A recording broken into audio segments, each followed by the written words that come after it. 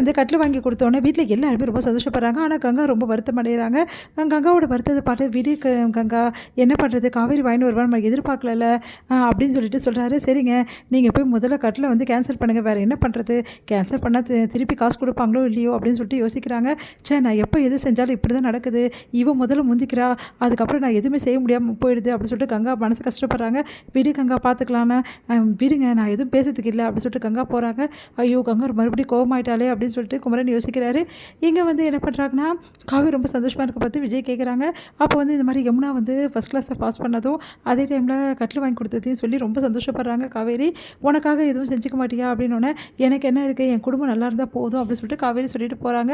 அதை கேட்டு யோசிக்கிறாரு நம்ம விஜய். காவேரி நினச்சி வந்து நிச்சயத்துக்கு வந்து இந்த மாதிரி இந்த சாரியை கட்டிக்கோ அப்படின்னு சொல்லிட்டு வந்து பாட்டி எடுத்து வந்து கொடுக்குறாங்க காவேரிக்கு. காவேரி வந்து இந்த சாரி, ஆமாம் எல்லாருக்கும் ஒரே மாதிரி தான் வாங்கியிருக்கோமா, உனக்கும் வந்து ராகினிக்கும் வந்து ஏற்ற மாதிரி தான் வாங்கியிருக்கோம் அப்படின்னு சொல்லிட்டு சொல்கிறாங்க. பரவாயில்ல, ரொம்ப நல்லா இருக்குது அப்படின்னு சொல்லிட்டு காவேரி வந்து வாங்கிக்கிறாங்க.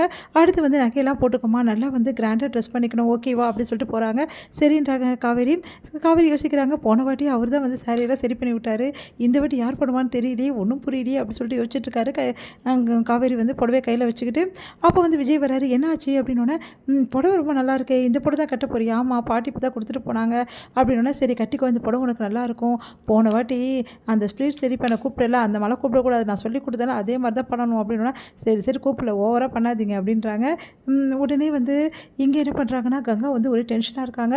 அதை பார்த்துட்டு அவங்க அம்மா வந்து, என்ன கங்கா ஏன் ஒரு மாதிரி இருக்குது அப்படின்னு கேட்டோன்னே, இந்த வீட்டுக்கு நான் எதுவும் செய்யக்கூடாது இல்லைம்மா, அதானே உங்களோட வேலை அப்படின்னு சொல்லிட்டு சொல்கிறாங்க.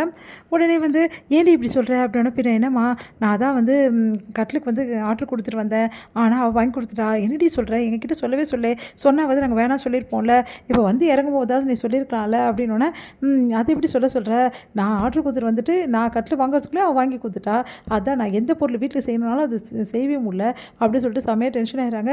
இந்த விஷயம் எங்களுக்கு தெரியாது இல்லடி, இதுக்கு எங்ககிட்ட கோச்சுன்னா நாங்கள் என்னடி பண்ணுவோம்னு சொல்லிட்டு பாட்டி எல்லாருமே சொல்கிறாங்க.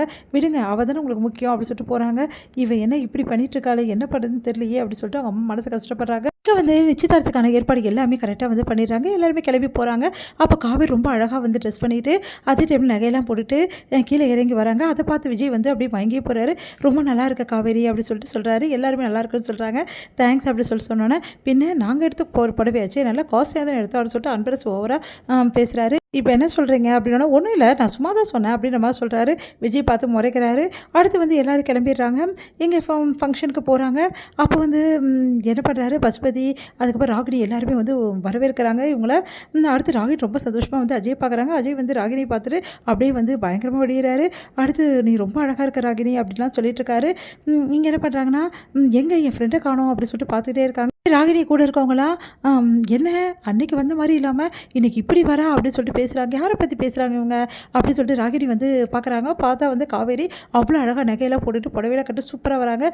இவ்வளோ கிராண்டாக வரியா நீ, என்னோட நீ கிராண்டாக இருப்பியா, நான் எனக்கு நிச்சயமா இல்லை உனக்கு நிச்சயமா, புடவையோட நீ இவ்வளோ நகையோடலாம் இருக்கவே கூடாது அப்படின்னு சொல்லிட்டு என்ன பண்ணலாம் அப்படின்னு சொல்லிட்டு யோசிக்கிறாங்க. இந்த வேலை தான் பண்ணணும் அப்படின்னு சொல்லிட்டு என்ன பண்ணுறாங்கன்னா, அங்கே இருக்க வந்து ஒரு டீப்பாயை தள்ளி விட்டுறாங்க. அப்போ கரெக்டாக வந்து காவேரி வரும்போது தடுக்கி விழ போகிறாங்க. விஜய் வந்து தாங்கி பிடிக்கிறாரு. உடனே காவேரி வந்து விஜயோட கணத்தில் அப்படியே வந்து கிஸ் பண்ணிடுறாங்க. இதெல்லாம் பார்க்கும்போது ராகினிக்கு வந்து செம எரிச்சலாக இருக்குச்சே, இப்படி நடந்துச்சேன்னு சொல்லிட்டு